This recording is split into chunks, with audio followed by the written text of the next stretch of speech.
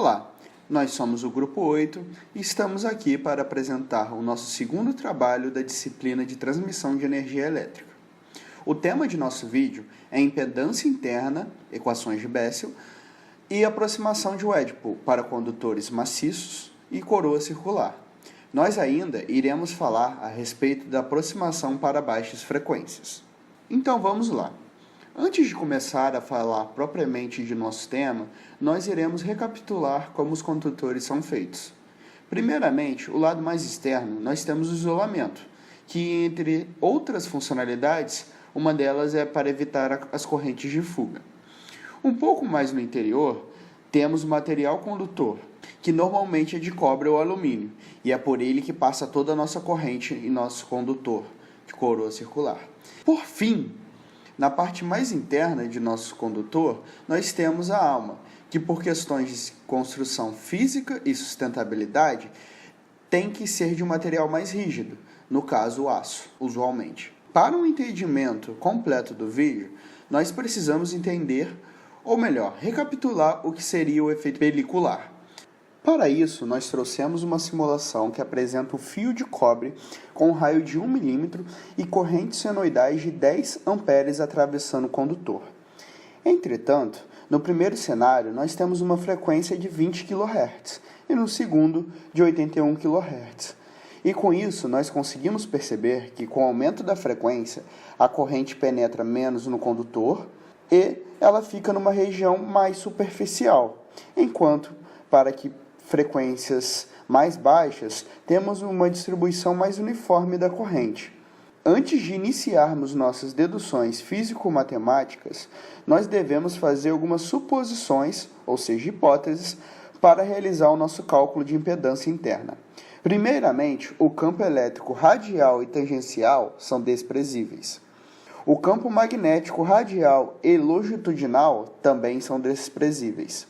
Ou seja, são considerados apenas o campo elétrico longitudinal e o campo magnético tangencial. Para realizar o cálculo das impedâncias internas, nós vamos pegar um pedaço infinitesimal do nosso condutor.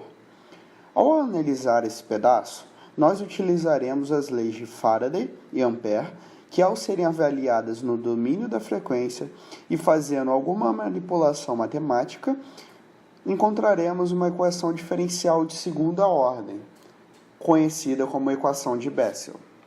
Para essa equação, nós temos a seguinte solução, em que o campo elétrico é a soma de duas parcelas, na qual I0 é a função de Bessel modificada de primeira espécie e K0 é a função de Bessel modificada de segunda espécie. Sabendo que a derivada do campo elétrico em relação ao raio é igual a J-Ni ômega H, e após isolar H nessa equação e substituir a solução que encontramos da equação de Bessel nela, encontraremos um novo valor de H. Como já foi dito, na alma do condutor não há circulação de corrente. Com isso, em R0, H também é igual a zero. A partir disso, conseguimos chegar nessa seguinte relação de C2 com C1. Nós sabemos que a corrente total que percorre o condutor pode ser calculada através da seguinte integral. Conhecendo a corrente total que percorre o cabo, conseguimos chegar à conclusão de que a impedância por unidade de comprimento será definida como a relação entre o campo elétrico longitudinal na superfície exterior do condutor e a corrente interna, chegando na seguinte equação de impedância interna. Após chamar de neta igual a raiz de Ni sigma J ômega, nós vamos chegar nessa expressão mais simplificada para a impedância interna de um caso de coroa circular. Para um condutor maciço, nós temos que considerar que o cabo é feito integralmente por material condutor, ou seja, não existe alma. Logo, para medir a impedância interna de um condutor maciço, basta que realizemos o limite de R0 tendendo a zero na impedância interna, já calculado para a coroa circular. Com isso, chegamos na seguinte expressão. A fim de realizar a aproximação da impedância interna para baixas frequências, nós temos que considerar algumas hipóteses.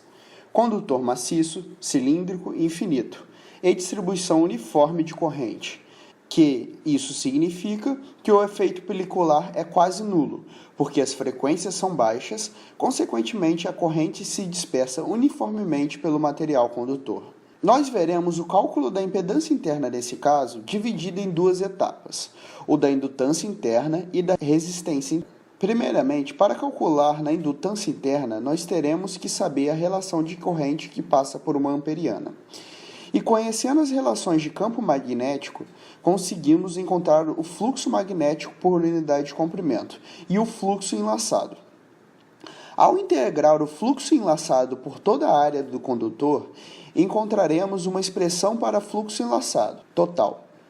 E por fim, sabendo que a indutância interna é o fluxo enlaçado dividido pela corrente que passa pelo condutor, encontraremos a seguinte aproximação.